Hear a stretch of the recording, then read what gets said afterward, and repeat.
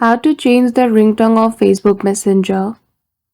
Hello everyone, welcome back to our channel and today we are back again with a new video.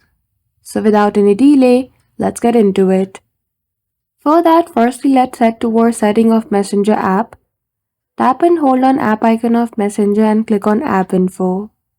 Then go to permission and make sure the permission of music and audio is allowed for this application. Then open Messenger app, click on three lines and go to settings. Then after go to notification and sound, make sure the notification is turned on and go to ringtone. Now from this list of ringtones you can choose any one of it.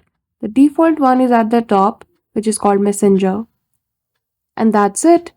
Just like that you will be able to change ringtone on Facebook Messenger. So I hope you found this video helpful. If you did, don't forget to give it a thumbs up and subscribe to our channel for such tutorial.